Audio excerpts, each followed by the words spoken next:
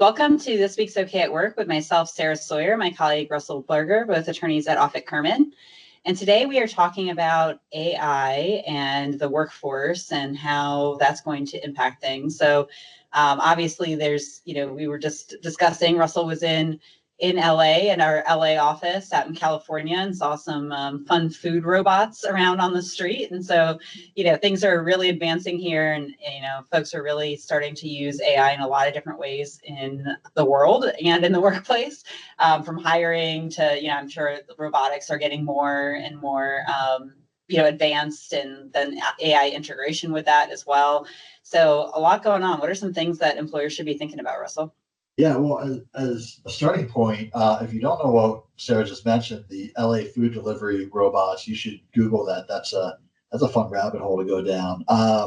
But yeah, I think more substantively, one of the things that employers should be thinking about, or businesses in general, is that you still have to be responsible for the work product. Just like food delivery service has to stand behind its robot workers in much in the same way it would a human worker. Any business is going to have to stand by the technology that it uses. And when that comes to employment specific issues, one big area where that can show up is in bias and discrimination, and the same types of things we've always dealt with. And that's because AI is the AI that's going to power all these advances is going to be programmed by somebody, some human somewhere.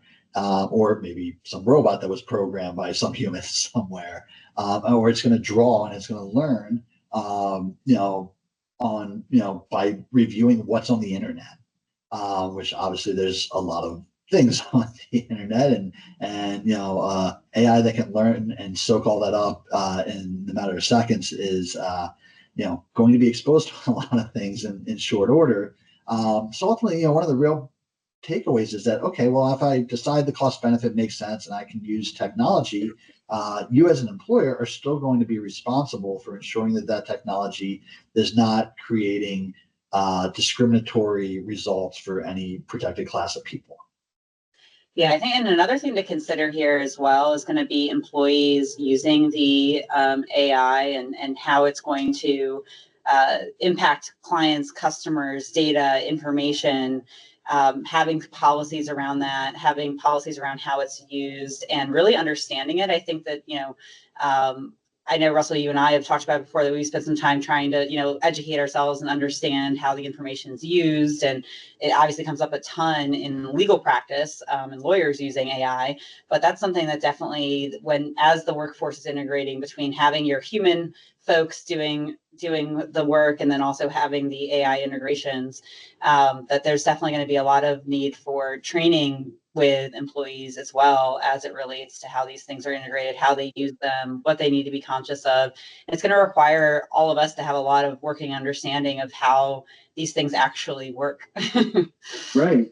Yeah. It's like getting new colleagues and also new equipment in the workplace, however you want to look at it.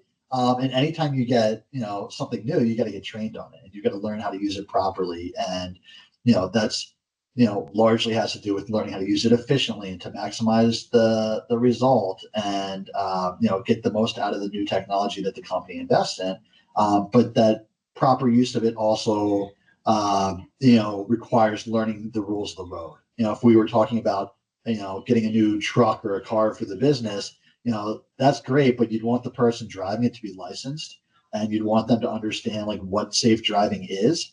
And then you'd want them to know, okay, well, this is more efficient than, a horse and a wagon dragging our goods across the country. This will be far more efficient. This is great. We just need to know how to use it safely and smartly. Yeah, I think that's a great analogy, especially when I think about food delivery robots and their ability to run into people. So, well, thanks, Russell, and we'll see you next time. Thanks, Sarah.